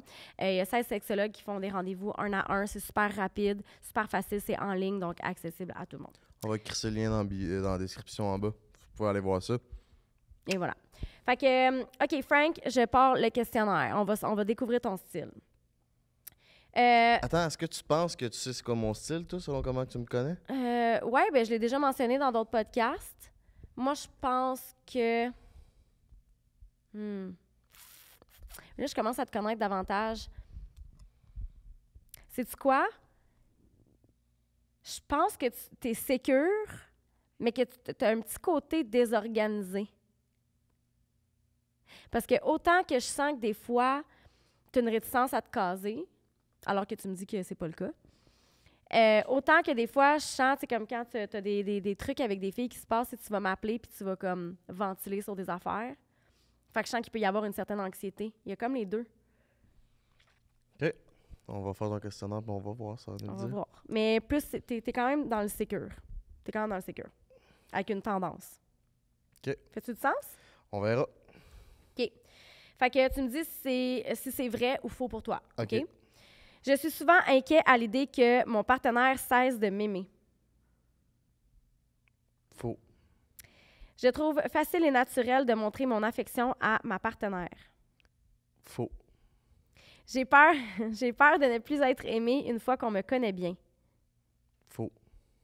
Je me remets facilement d'une rupture. C'est étrange comme je peux facilement sortir quelqu'un de mes pensées. Vrai. Et Chris, on s'en va dans l'évitant, mon homme. Lorsque je suis célibataire, je me sens anxieux et incomplet. Faux. Je trouve difficile de soutenir émotionnellement ma partenaire lorsqu'elle est déprimée. Faux. Je n'ai pas de problème à m'engager dans une relation amoureuse. Faux. J'accorde plus d'importance à mon indépendance qu'à mes relations. Vrai. Bon, là, si tu me disais faux, là. Je préfère ne pas partager mes sentiments les plus profonds avec ma partenaire. Frankie boy. Vrai. Vrai. C'est plus vrai que faux, là. Ouais. C'est pas... C'est comme une nuance, là, mais c'est plus vrai, ouais. Que faux, ouais. Je pense beaucoup à ma partenaire. Quand je suis en relation, vrai. Je trouve difficile de m'engager dans une relation amoureuse. Avant, facilement. Aujourd'hui, avec mon expérience, plus difficile. Fait que vrai. Vrai. J'ai tendance à m'attacher très rapidement à une partenaire. Faux. J'ai peu de difficultés à exprimer mes besoins à mon partenaire. Faux. Parfois, mon partenaire m'irrite ou m'agace sans que je comprenne pourquoi. Vrai. Vrai. Taille, hein? Je sais que je te gosse des fois. Ben là, ouais, t'es pas ma blonde. Non, mais Ouais, là, Hey. tu peux gosser. Là, Voilà. Chris. je suis très sensible à l'humeur de mon partenaire. Vrai. Je pense que la plupart des gens sont honnêtes et fiables. Vrai. Je préfère avoir des relations sexuelles occasionnelles avec des partenaires de passage plutôt que l'intimité d'une relation à deux. Hey. Pour l'instant, vrai. Mhm. Je n'ai pas de problème à dire ce que je pense et ce que je ressens à mon partenaire. Faux. J'ai peur à l'idée que mon partenaire me quitte et que je ne trouve plus jamais personne. Faux. Et Chris. Je suis mal à l'aise quand ma partenaire devient trop proche. Ouais, vrai. Mhm. Lors d'un conflit, je suis impulsif et j'ai tendance à dire des choses que je regrette par la suite. Faux. Ma partenaire me demande souvent d'être plus intime que je ne peux l'être. Vrai. Parfois, j'ai l'impression de ne pas être attirant. Faux. Il arrive qu'on me trouve ennuyeux parce que je ne suis pas passionnée dans mes relations. Faux. Lorsque je ne suis pas d'accord avec quelqu'un, je n'ai pas de problème à exprimer mon opinion. Répète. Lorsque tu n'es pas d'accord avec quelqu'un, tu n'as pas de problème à exprimer ton opinion. Vrai. Je déteste avoir l'impression que quelqu'un dépend de moi. Vrai. Mhm. Si je m'aperçois qu'une personne qui me plaît s'intéresse à d'autres personnes, je me sens soulagée. Ça veut dire qu'elle ne recherche pas d'exclusivité. Faux. Si je m'aperçois que la personne avec qui je sors devient froide et distante, je me demande ce qui se passe, mais je sais que ça n'a rien à voir avec moi. Faux. Si je m'aperçois que la personne avec qui je sors devient froide et distante, je suis indifférent. Je pourrais même me sentir soulagée. Faux. Si la personne que je fréquente depuis plusieurs mois me quitte, ça me fait mal au début, puis je surmonte rapidement cette rupture. Vrai. Parfois, lorsque j'obtiens ce que je recherche dans une relation, je ne suis plus sûre de ce que je veux. Vrai. Mhm. Ça ne me poserait pas de problème de rester en contact avec mon ex de façon strictement platonique. Après tout, on a beaucoup de choses en commun. Faux. Chris, faux. Alors, écoute, t'es majoritairement évitant. Je te colle ça depuis le début en plus. Ben là, Je trouve que t'es évitant. Mais je trouve que t'as comme une tendance sécure parce que tu me dis que j'ai pas raison quand je te dis que t'es évitant. Puis là, tu me dis non, c'est pas vrai, check, je recherche des relations, nanana. Fait que je suis comme, OK, il est peut-être sécure. Mais ça fait un bout que je le colle que t'es évitant. On retournait sur le podcast de Prends un break qu'on a fait le premier ensemble, puis je le dis. Mais t'es aussi anxieux. OK. Fait que t'as une partie d'anxieux. Désorganisé. T'es plus anxieux que... T'es plus évitant que anxieux, mais t'as un petit côté anxieux. Mais je suis pas sécure. T'es pas sécure. OK. T'as genre... Sur toutes les questions que je t'ai posées, t'en as peut-être 2 ou 3 sécures. OK. Quand même. Hein? Calice. Fait que... Mais ça découle tout de la peur de l'abandon, comme j'ai mentionné. Puis je te dirais que, perso, moi, j'étais anxieuse. Anxieuse, là. Tu sais, je percevais des menaces partout dans mes relations amoureuses, de la jalousie. Tu sais, je pouvais pas concevoir que mon partenaire, mettons, consommait de la porn. Je pouvais pas concevoir que mon partenaire pouvait trouver d'autres femmes belles. Et j'avais peur quand mes partenaires pouvaient sortir le soir. Mais là, on parle d'il y a 10 ans de ça, OK? Puis j'ai fait un méga travail sur moi. Puis j'ai réussi à... Maintenant, je suis rendue plus évitante qu'anxieuse. OK? Il y a encore la peur sous-jacente là, de l'abandon. Mais c'est des choses qui se travaillent puis qui changent. Puis ça change aussi selon les relations qu'on vit avec les gens autour de nous. Ben c'est ça, tu sais, c'est comme... Ça peut être un peu ambigu aussi parce que là, je me fie surtout aux relations que j'ai eues quand j'étais dans la vingtaine puis plus jeune. Tu sais, là, ça fait 3 ans que je suis sur le marché des joueurs autonomes puis que je suis célibataire. Puis j'ai pas eu de nouvelles relations amoureuses. Fait que, tu sais, tout le cheminement que j'ai fait parce que j'ai beaucoup travaillé sur moi, j'ai consulté, tu sais, je t'ai connu.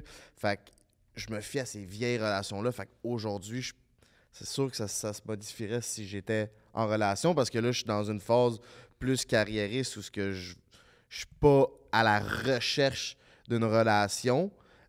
Certainement que si je trouve la bonne personne, party let's go, tu sais, je suis vraiment pas fermé à.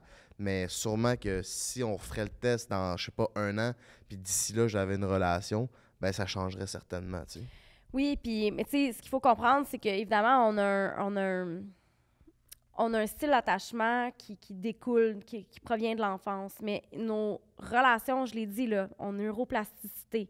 Fait que si vous avez vécu des expériences vraiment négatives qui vous ont affecté, bien, ça se peut que vous changiez là, sur le spectre.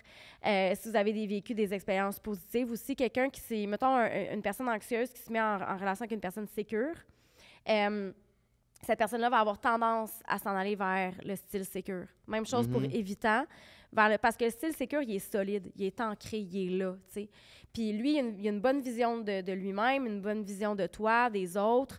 Il n'est pas dans la jalousie excessive, il nomme bien. Fait que c'est clair. C'est clair pour la personne qui est anxieuse, puis c'est clair pour la personne qui est évitante. Puis souvent, quand tu es anxieux ou évitant, c'est pas clair. Ouais. Fait que quand tu es avec quelqu'un pour qui c'est clair, c'est comme si cette personne-là met pas du gaz sur ton style d'attachement. OK, je comprends. Fait que c'est comme s'il n'y a pas de feu. Le feu ne pogne pas. Fait qu'il y a plus de clarté. Il n'y a pas de boucan. Ouais. Fait que ça peut avoir vraiment une incidence positive sur toi dans tes relations. Autre chose, les évitants et les anxieux, qui sont à l'opposé du spectre, souvent s'attirent énormément. Ouais. Puis ça crée des relations toxiques. Plus souvent qu'autrement. Okay? C'est pas parce que tu découvres là, que ton chum il est anxieux, que toi, tu es anxieuse, que là, c'est une relation toxique. Je pense que, encore une fois, tous les humains peuvent travailler sur soi avec une volonté de changer. Tu peux changer. C'est ça. Puis ça reste que passer par des relations toxiques, ça nous aide à grandir. Là. Des fois, on est dans des relations toxiques, mais on apprend sur nous-mêmes, puis c'est juste bon pour l'avenir. Là. C'est pas juste de la négativité, ces relations-là, au final. Exact. Puis, tu sais, je vais parler pour moi parce qu'il y a quelqu'un qui a posé la question, tu sais, Anne-Marie, comment tu as fait pour changer de style d'attachement? Je suis beaucoup plus sécure que je l'étais avant. J'ai une petite tendance évitante, mais j'ai été dans une relation où j'ai commencé en étant extrêmement insécure, anxieuse, puis j'avais pas confiance en moi. Puis j'ai mis les choses en place pour avoir cette confiance-là. Je veux dire, dans le cours des 10 dernières années, je savais pas où je m'en allais dans la vie. Je me faisais constamment refuser en sexologie. Il a fallu que j'aille voir quelqu'un puis je dise « OK, moi, je veux rentrer en sexo, qu'est-ce que je fais? » Bien, je suis allée faire un certificat en études féministes. J'ai commencé à scorer à l'école, à me dire « Crime, je l'ai l'intelligence académique. Hey, je suis capable de faire ça. OK, gagne la confiance. » Fais mon bac en sexo, commence ma page sur Instagram. Là, j'ai des business, 3 avec le podcast. Là, c'est sûr qu'il y a une confiance qui est arrivée. Ben oui. J'ai acquis une certaine confiance, j'ai confiance en moi, je sais ce que je vaux, je connais ma valeur, fait que je suis beaucoup plus sécure. Fait qu'aujourd'hui, quand quelqu'un va venir déclencher, trigger mon attachement anxieux, ben j'ai une facilité à faire comme « Hey, attends une minute, là. Hey, j'ai une valeur malgré le regard des autres. Je me valide pas dans le regard de l'autre. Je me valide, je m'auto-valide. Donc, mon attachement penche à être beaucoup plus sécure. Penses-tu que ça peut changer si notre relation avec lui qui nous donnait de l'affection, notre caregiver, excusez-moi l'anglicisme, change? Parce que je vais te parler de moi avec la relation avec ma mère. Mon père a pris soin de moi à côté, mais lui, il était plus à la job, puis il était un peu moins là, mais il était très présent. Charlotte, je t'aime, papa. Mais ma mère, c'était vraiment elle. Elle travaillait à temps partiel quand j'étais jeune pour comme on allait manger à la maison pendant l'école, puis le dîner, puis tout ça. Puis quand j'avais eu des blondes de 16 à 28, ma mère, j'étais plus... J'avais une relation beaucoup plus proche avec mon père. Je faisais de l'immobilier avec... il m'aidait à faire les rénovations, puis tout. Puis ma relation avec ma mère, c'était pas la meilleure. T'sais, on n'était pas proche vraiment, mais là, depuis que je suis célibataire, j'ai plus comme de présence féminine dans ma vie. Puis la relation avec ma mère s'est beaucoup améliorée, puis je me confie beaucoup plus à ma mère. T'sais, avant, je disais pas mes affaires personnelles à ma mère, puis là, je disais à peu près tout, puis on a vraiment une meilleure relation. Puis je pense que comment je suis, puis comment qu'on parle de tout ça, on dirait que dans une prochaine relation, je serais plus sécure, on dirait à cause de ça. Ça se peut-tu? Oui, puis ta question est vraiment pertinente. Puis je pense que, tu sais, ce qui arrive, c'est que quand à l'enfance, très jeune, on développe un certain lien d'attachement avec cette personne-là, la personne qui prend soin de nous. Puis à l'âge adulte, tu sais, quand vous attirez toujours le même genre de personne, c'est que vous essayez de répéter ce qui s'est passé avec cette personne-là, puis surtout si ça a été toxique, de fermer le cycle, d'avoir une fin différente. c'est John Bowlby. Il y a eu une théorie là-dessus. Puis là, je sors mon ordi parce que je veux pas vous dire n'importe quoi, là. Mais il y a un concept qui s'appelle la carte amoureuse de John Mulroney, qui dit qu'on accumule de l'information depuis la naissance, justement, et que depuis notre naissance, notre cerveau accumule des tonnes et des tonnes de caractéristiques qui peuvent soit nous procurer du plaisir ou du déplaisir, et qu'on enregistre ces choses-là dans notre cerveau, et que, mettons là, que tu es une personne en avant de toi, puis tu dis, ça, là, c'est mon âme sœur. OK, on va prendre l'exemple là, de la fille qui t'a ghosté, OK? Ça a été toute une expérimentation. La ghosteuse, oui. La ghosteuse, bon.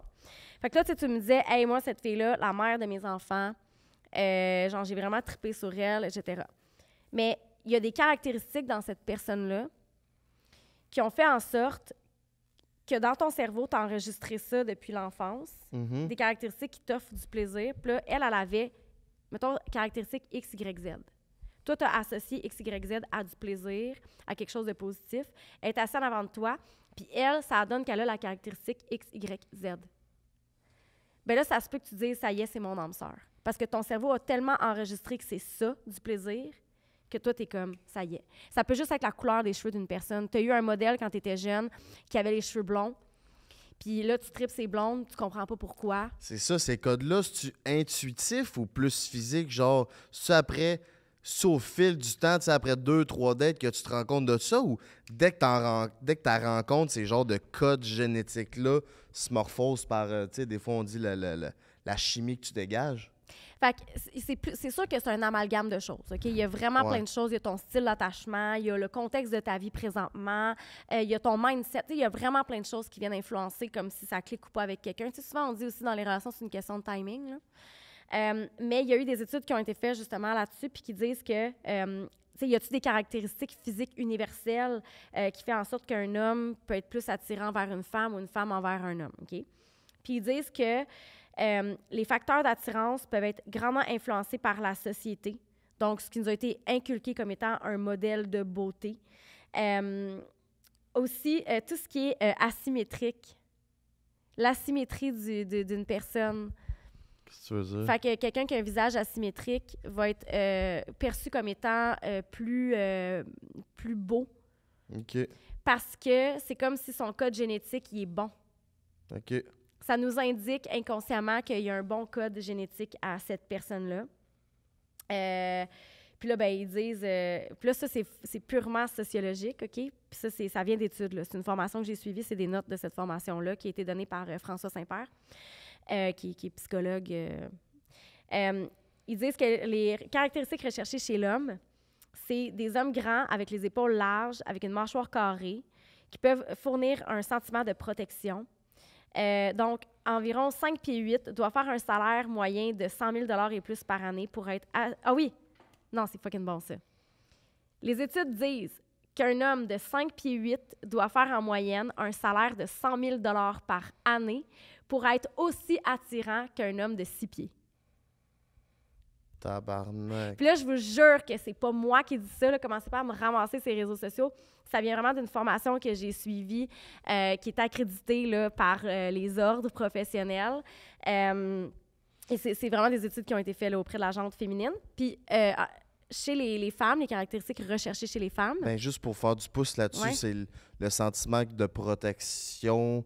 d'abondance que la femme veut, tu sais, comme que le bonhomme puisse subvenir aux besoins de la famille, puis sans qu'elle aille à se préoccuper de tout ça le moins possible. Oui, mais pense-y, là, on s'entend-tu que c'est pas biologique, ça, là? Ben oui, c'est biologique. C'est purement sociologique de dire un homme Moi, je parle grand. du cash. Je parle en voulant dire, s'il fait du cash, ben il va... avoir les moyens de faire survivre ma famille. OK, mais pourquoi une femme voudrait que l'homme fasse survivre sa famille? Parce qu'on lui a appris que c'est l'homme qui fait survivre la famille, puis elle, ben, elle reste à la maison. Ouais. C'est purement sociologique, là. Mm-hmm. Il n'y a rien de biologique. Je viens pas au monde en espérant que mon chum fasse 100 000 $ par année, là. Parce que j'ai un vagin entre les deux jambes, là. Ouais. Mais, ouais, je comprends. Puis, tu sais, on glorifie, mettons... on donne l'importance aux hommes qui sont plus grands. Mais c'est purement sociologique, ça aussi, là. Ah non, on a un petit peu les meilleurs onguents, mademoiselle, vous savez, esti. Mais c'est purement sociologique, c'est de dire que l'homme qui est grand, justement, tu sais, peut fournir plus, peut mieux protéger, etc. Fait que là, le gars qui fait 100 000 par année, ben lui, il va protéger, mais avec son cash, tu sais. Là, on parle, on jase, ce n'est pas mon opinion, je veux le dire. Laissez-moi sans savoir dans les commentaires qu'est-ce que vous pensez de tout ça. Est-ce que vous aimez mieux un homme grand ou un homme plus petit qui fait du cash? Ou un homme grand qui fait pas tant de cash? C'est bon, ça. Caractéristiques recherchées chez les femmes. Seraient attirées vers les femmes plus jeunes. Je veux dire, pas un secret. Pourquoi? Parce qu'elles ont plus d'énergie, moins de risques de défauts génétiques pour les enfants à naître, moins de complications au niveau de la grossesse. Puis au niveau de tout ce qui est finance, il n'y aurait pas vraiment d'incidence là, chez les hommes là, pour les femmes. Mais encore une fois, ça, c'est sociologique. Parce qu'on a appris aux hommes à s'occuper eux-mêmes, d'être sécures financièrement par eux-mêmes. Fait que la femme ou pas que la femme fasse de l'argent ou pas, ça importe peu, tu sais. C'est dans notre ADN social de savoir qu'on est capable de survivre nous autres mêmes, genre. Exactement. Fait que si on fait un wrap-up de ce qu'on vient de dire, oui, il y a des caractéristiques physiques qui vont nous attirer pour certaines raisons au niveau de la socialisation, au niveau des modèles de beauté qui nous ont été inculqués. Mais si on revient à la carte amoureuse de John Mulroney, on a encodé des choses depuis qu'on est jeune comme étant des choses qui nous offrent du plaisir ou du déplaisir. Fait que des fois, tu sais, quand tu vois quelqu'un et tu dis « Ah, je le file pas, cette personne-là », bien, il y a peut-être des caractéristiques que cette personne-là a qui ont été associées à du déplaisir. OK. Puis quand tu tombes amoureux, bien, c'est toutes des caractéristiques qui ont été associées à du plaisir puis à quelque chose de positif, puis de... Fait qu'on tombe amoureux selon un peu notre programmation, finalement, puis selon toute la chimie, les hormones qui font le party dans notre cerveau, là. Fait que penses-tu que le monde qui tombe amoureux avec la première personne quasiment qu'ils rencontrent, c'est leur première relation, c'est vraiment le bon amour pour eux? Parce qu'ils n'ont pas connu d'autres choses, ils n'ont pas essayé d'autres recettes. Je sais pas si tu comprends ce que je veux dire. Ouais, puis c'est dur de répondre à cette question-là parce que je pense que pour certaines personnes, oui. On est dans aussi une société vraiment sur le paraître. Tu sais, tu veux pas, autant les gars, les filles, tu commences à sortir avec une fille qui a, je sais pas, 25 ans ou un gars à 25 ans, rendu à 30, 35, 40, est-ce que tu dépéris? Fait que... Eh boy. Tu parles des femmes qui dépérissent? Non, j'ai dit les hommes et les femmes. Ouais, mais là, ça, c'est un autre sujet, là. Ouais, je sais que débat, toi, tu là. dis que les filles perdent perd beaucoup de valeur. C'est pas moi qui dis ça, là. Non, mais toi, tu dis ça. Oui, tu dis ça. Ben, oui, je dis ça, mais je veux dire, ce sont les études. Ouais. C'est rapporté qu'une femme perd de la valeur en vieillissant alors qu'un homme en gagne. Vous, pensez-vous ça, que les femmes perdent de la valeur en vieillissant puis que les hommes en gagnent? Laissez-moi s'en savoir dans les commentaires. Puis c'est pas une opinion, encore une fois, c'est vraiment des études qui montrent ça. Je veux dire, un homme qui a les cheveux gris, on va être comme un homme qui est poivre et sel, c'est hot, c'est sexy, il y a une sagesse, tu vois qu'il y a de l'expérience. Mais une femme qui est poivre et sel, on est toutes là à se teindre les cheveux, à pas avoir essayé de cheveux gris. Là, tu teins les cheveux, toi? À cause du blanc? Non, j'ai pas encore de cheveux blancs. Hey, t'en as-tu déjà trouvé, toi, des cheveux blancs? J'en ai trouvé Moi, j'ai de la sagesse depuis genre 8-9 ans. Ma grand-mère a trouvé des cheveux blancs dans ma tête. Mais j'en ai pas vraiment, genre, qui paraissent, mais j'en ai tout le temps un ou deux, genre, on the side. Juste pour dire que j'ai une petite touche d'expérience. Oui. Ben, Lily Astro a dit que j'avais une vieille âme. Ah. Ben, tu sais. Hein? Fait que ça paraît même dans les cheveux. Calisse. Fait que toi, ça... J'ai trouvé un cheveu blanc une fois dans ma vie, ici. Puis j'étais comme, quoi? J'ai un cheveu blanc? Tu sais, c'est un signe de vieillesse. Puis chez les femmes, c'est juste prouvé. On pourrait recevoir du monde sur le podcast qui vient nous parler de ça. En fait, conférence à C2 à laquelle j'ai assisté sur vieillir, le vieillissement. Puis c'était Mel Robbins. En tout cas, je la vois partout sur les réseaux sociaux, là, incroyable. Là, c'est des femmes incroyables qui venaient nous parler de ça. Comme quoi... les femmes, justement, perdent la valeur en vieillissant alors que les hommes en gagnent, puis que, justement, il faut s'assumer davantage en tant que femme parce que nous aussi, tu sais, on prend de la sagesse, puis nous aussi, tu sais, je veux dire, notre perception de la vie change aussi quand tu vieillis, là. Je pense que tu accordes de l'importance à des choses différentes, là. Fait que bref, je sais pas pourquoi on parlait de ça. Parce que tu disais que le physique change, puis que la personne dépérit. Exactement. Moi, j'ai pas l'impression de dépérir, j'ai 34, là. OK. Je vais sacrer une claque en arrière de la tête. Ben moi, je te connais juste depuis 1 an, fait que je t'ai pas vu comme quand t'étais jeune, fait que je peux pas dire si tu dépéris ou pas. Là. Ben, ça dépend Attends, comment ça tu va prends bien soin ton de toi. affaire, là? C'est pas pire. Non, Ouais, ça pas va. pire, pas pire. Non, ça va. Calice, ça fait-tu déjà le tour des styles d'attachement? Écoute, on pourrait faire 14 podcasts sur le sujet. Si vous voulez qu'on en parle davantage, on peut le faire. Je veux dire, je n'ai pas fini là, d'élaborer sur le sujet. C'est super intéressant. S'il y a des gens qui se questionnent à savoir, justement, vous voulez avoir plus de détails, il y a des super bons livres, Attached, comme ça ici. Dis-moi qui tu aimes, je te dirai qui tu es. Oh, Chris, c'est pas pire, ça. Vraiment intéressant. Là. Ça va être comme... Ça va vous allumer des lumières. Là. De qui? De Marc Pistorio. Parfait. Puis un livre que moi, j'ai lu récemment, que j'ai adoré. Je suis allée au Salon du livre pour mon propre livre. Je me suis promenée, puis j'ai trouvé ce livre-là. J'ai adoré, j'ai dévoré. Choisir et être choisi. Réécrire son destin amoureux de solo à duo. De Sylvie Tifo. Sylvie Tifo, je l'ai rencontrée en personne. Je l'ai fait signer mon livre. Wow. J'ai des photos avec elle. Hey, je suis chanceuse. fan finie. C'est cave. Je tripe sur elle. Ah, OK? wow. Tu m'énerves. Puis, si vous voulez comprendre davantage les différences sociologiques et non biologiques entre les hommes et les femmes, Cerveau, hormones et sexe, qui a été écrit sous la direction de Louise Cossette, qui est professeure au département de psychologie et membre de l'Institut de recherche d'études féministes. Puis, c'est tous des textes de professeurs dans les départements là, en neurologie, psychologie, sexologie, etc. Super intéressant. Il décortique à savoir, c'est-tu vrai qu'on a des différences biologiques et psychologiques? Ben là, c'est assez évident. Pas besoin d'être neuroplasticien pour savoir ça. C'est qu'il y a beaucoup de faits qui parlent de comment on est essentiellement biologiquement différents, alors qu'on ne l'est pas autant qu'on le dit. OK. Ouais. Je comprends. Ben Chris, merci beaucoup d'avoir développé avec toutes tes connaissances sur le sujet. Si vous avez aimé ce genre de podcast-là, laissez-nous sans savoir si vous aimez quand Anne-Marie apprend son rôle encore un peu plus professionnellement au sérieux sur le podcast. Puis on va le faire aussi à l'inverse. Moi, là, elle m'a étudié. Moi, pour finir, j'ai un petit jeu pour une affaire que j'aime bien faire, un petit côté de moi qui est un peu plus spirituel. L'oracle de Chine m'a tiré Anne-Marie aux cartes. On fera pas un gros tirage, on va juste faire un petit tirage pour le fun pour la fin. Anne-Marie, tu vas fermer tes yeux. Mais tu tires aux cartes, toi? Ah oui, je tire aux cartes. Oh mon Dieu, j'ai peur. T'as un peu, là. Sortir mon jeu, ici. L'oracle de Chine. Fait que, comment que j'ai fait pour sélectionner mon jeu de cartes? Le monde se demande souvent ça. Je m'en vais au magasin, je les regarde toutes. Puis celui-là qui me parle le plus, je les lis, je regarde les cartes. Celui-là qui me parle le plus, c'est lui que je choisis. J'y vais avec mon feeling parce que je suis un homme de feeling. C'est un poisson. Exactement. Ascendant Gémeaux. Fait qu'on a un paquet de cartes ici. Chaque carte est différente. Chaque carte donne un message. Fait que Anne-Marie, tu vas te poser une question à toi-même.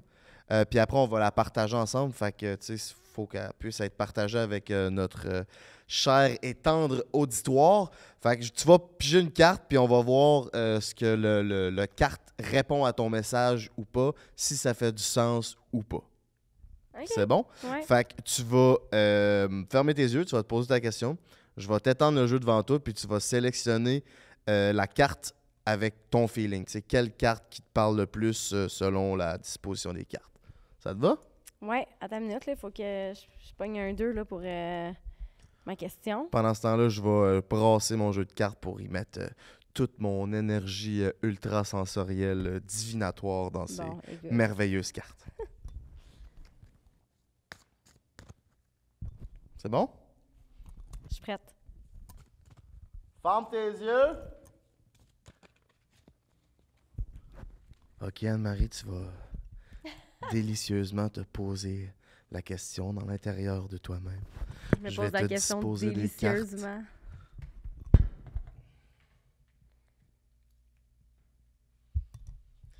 Vas-y, ouvre tes yeux, puis prends la carte qui te parle. Avec le feeling. C'est elle qui me Okay, parle. attends avant de la regarder. Tu vas-tu me faire un tour de magie avec ça? Non. Là, regarde-la. OK. Est-ce que ça fait du sens? Je pense que oui. OK. Faut que tu me dises la signification. Ben, c'est quoi ta question? Ma question, c'est est-ce que je prends des bonnes décisions présentement avec ma carrière? Et la carte, c'est? La créativité. Oh, la créativité, une jeune...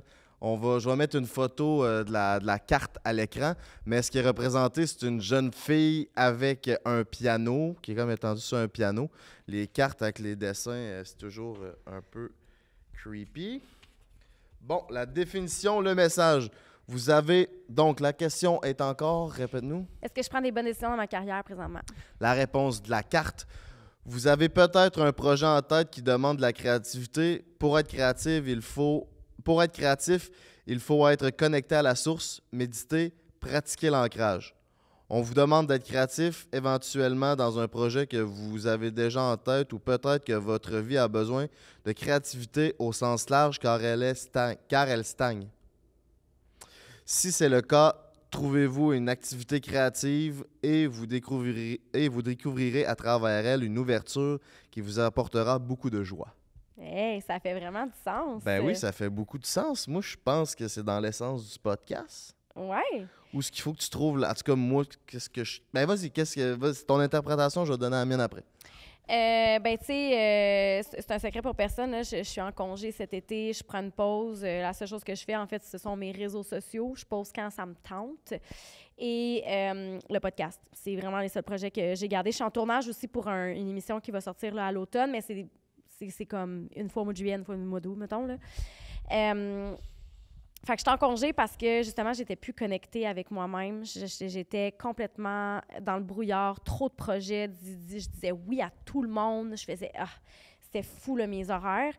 Fait que je prends une pause pour, justement, plus être dans le brouillard, là. Tu sais, juste pour faire redescendre là, la poussière, puis essayer de voir plus clair. Puis comme ça, ben plus je vois clair, plus je suis capable de m'investir dans mes projets qui me tiennent vraiment à cœur, puis j'ai plus de créativité qui revient. Fait que c'est comme si... le message, c'est comme, tu sais, est-ce que je fais la bonne chose dans ma carrière en ce moment? Je pense que c'est la réponse que j'attendais, finalement. Oui, je pense que ça fait vraiment du sens. Tu peux remettre la carte à l'écran. C'est vraiment une fille qui...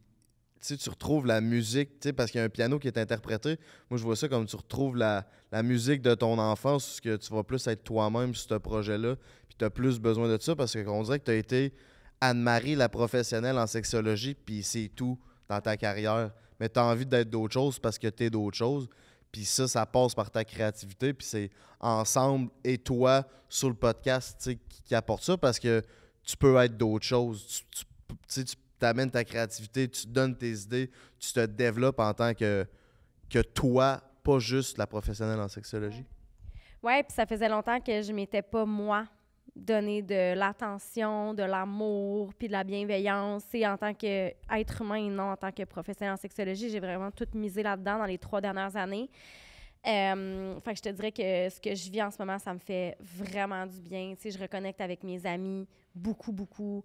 Je reconnecte avec moi-même, je prends soin de moi. C'est juste de revenir à la base. Puis là, tu sais, plus je reviens à la base, plus j'ai des idées qui remontent. Puis je suis capable de prendre les meilleures décisions pour moi. Puis ouais, fait que... T'as tout à fait raison, tu sais, ça fait déjà 2 mois et demi qu'on a parti le podcast, puis je sens déjà une évolution dans ta créativité. Tu sais, là, on a fait, dans les derniers podcasts, c'est surtout Anne-Marie qui s'occupe des pacings, puis qu'est-ce qu'on va parler avec les invités, puis tout. Puis dans les premiers, elle avait fait des petites recherches, puis tout, puis elle donnait pas trop de nouvelles, mais là, genre, c'est moi qui texte, c'est moi qui comme, hey, j'ai fait ça, il y a un document, nanana. C'est ça, là. Hey, OK, on va parler de tout ça avec eux, on s'en va dans cette direction-là, puis ci, puis ça. Puis ça, c'est vraiment son côté créatif qui ressort, puis t'es beaucoup moins stressé avec, je trouve, avec le reste de ta vie qui te stressait comme auparavant. Je pense que t'es vraiment sur la bonne voie. Fait que je voulais te féliciter de cette prise de conscience-là, puis d'avoir les couilles, même si t'es une personne avec une snatch, d'avoir la force de mettre de côté ce qui te permet quand même de gagner ta vie, puis juste de faire « Wow, Chris, là, c'est trop ». Tant qu'à t'en aller dans le mur avec ça, tu sais, prendre un pas de recul, faire ce que t'aimes, puis de réaligner tes skis comme du monde, tu sais. Ouais, puis je pense que, tu sais, j'avais la croyance que il fallait faire un travail effréné. Tu sais, je courais comme une poule pas de tête, puis pour moi, si je courais pas comme une poule pas de tête, j'allais pas avoir du succès. Pour moi, avoir du succès, c'était vraiment de courir dans tous les sens, tous les bords, tous les côtés, planter des petites graines partout, dire oui à tout, sans évaluer ce que ça pouvait avoir comme conséquence sur moi. Puis là, on dirait que c'est comme, hey, attends une minute, là, je suis capable d'avoir du succès, mais en mettant mes énergies aux bonnes places. Puis je suis pas obligée de travailler de façon effrénée là, pour avoir du succès, puis bien gagner ma vie, puis me sentir bien là-dedans. T'sais. Fait que je suis en train de changer mes croyances à l'intérieur de moi, puis c'est clair que ça va avoir un impact sur les projets qui me tiennent à cœur réellement. Exactement. Puis je crois que le message de la créativité vient vraiment comme donner un ton à ça, où ce que, tu sais, sois toi-même, puis ouvre tes esprits, parce que, tu sais, t'as ce talent-là, tu sais. Mais merci, c'était le fun, ça. Ben, ça fait plaisir. J'aime vraiment faire ce genre de petits trucs-là. C'est justement ma caregivers, ma petite mère qui m'a montré à tirer aux cartes. C'est une sorcière. Fait qu'à la maison, si t'as aimé ça, ce petit segment-là où Frank the Draper sort ses cartes puis on étudie les messages de l'au-delà pour Anne-Marie ou nos invités. Est-ce que tu crois ça? Laisse-moi sans savoir dans les commentaires. Aussi, abonne-toi à tous nos réseaux sociaux. C'est déjà le mot de la fin, Anne-Marie. On remercie Pizza Salvatore avec le code entre elle et lui 15. Tu as 15% de rabais sur tout, mon minou. Merci au studio, bien entendu. Un petit mot de la fin? Je pense qu'on avait pas mal de jasettes aujourd'hui. Je pense que ce serait quand même le fun qu'on refasse ça. Laissez-nous sans savoir dans les commentaires si vous avez aimé ça. Ouais, je pense qu'on a bien des choses à se dire. Puis j'aime ça quand on a des petites discussions comme ça. Ben c'est ça, les cartes apportent. Genre, tu sais, tu te poses une question à toi-même, puis tu sais, la carte, elle peut ne pas répondre ou pas. Tu sais, est-ce que tu crois ça ou pas? Mais ça reste que fondamentalement, ça apporte de quoi? Parce que, regarde, ça apporte une discussion sur de quoi qu'on aurait peut-être juste jamais parlé. Tu sais, la créativité dans ce que tu es aujourd'hui. Ça aurait pu être n'importe quel autre message, mais au moins, à la base, ça apporte une discussion qui peut être profonde. Tu sais. Moi, c'est ce que j'aime vraiment de ça. Ouais, puis c'est thérapeutique. En tout cas, moi, ça a été thérapeutique pour moi aujourd'hui. J'espère que ça l'a été pour vous aussi. Puis on s'en va bientôt. Yes, merci d'avoir été là. Entre elle et lui podcast, chaque lundi, 18h. On se dit à une poche pleine, mes chums.